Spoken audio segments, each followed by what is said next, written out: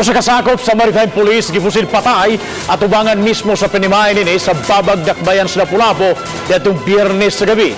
Live-in partner sa biktima blanco pa sa posibleng responsable sa maong pagpatay. Si Luan Mirondina sa report. Kasamtangan karong gihaya sa usa ka punerarya sa dakbayan sa Mandaue ang patayng lawas ni Police Master Sergeant Joseph Villamor, sakop sa Maritime Police. Pasado alas 7 nitong Biyernes sa gabi, gipusil ang 44 anyos nga pulis sa Atubangan mismo sa Panimalay niini sa usa ka subdivision sa Barangay Babag, dakbayan sa Lapu-Lapu. Nag-istoryahanay pa si Villamor ug ang iyang live-in partner sa gawas nga bahin sa ilang Panimay, pipila ka gutlo sa wala pa mahitabo ang pagpamusil. Gikatahong duha ka mga lalaki nga luwan sa motorsiklo ang misulod sa subdivision ug dayong pusil ngadto sa pulis. Nandili ko kakuan jud kay pag kami na istorya, pag humanaw ko istorya ni talikod ko, o nya pag humanaw pabilin siya dito, sakto yun katalikod ko. Muna to nagdagubo na. Wala jud ko nakita na nga kuan. So wa jud ko idea og kinsa ang ako lang nga paabot ito paggawas na ko. To na higda na siya.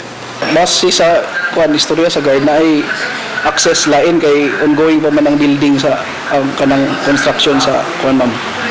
May access ang kanang gani ang mga dump truck sa kilid na pwede ra sad makaagi dito ang mga kuan, mga motor sakyanan.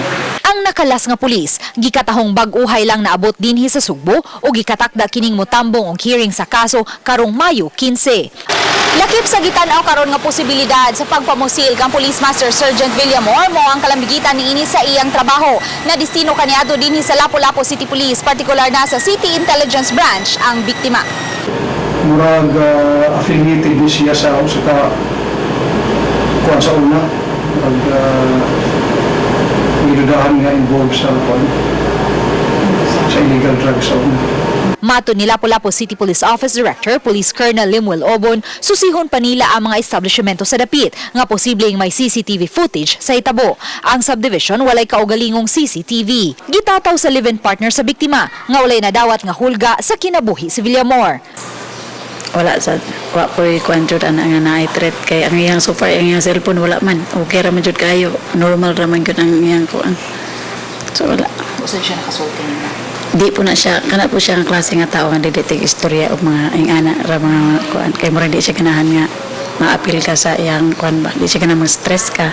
Nailo ni Police Master Sergeant Villamor ang iyang duha ka mga anak. Uban ni Rinante Quiñones, Luan Mirondina, Balitang Bisdak.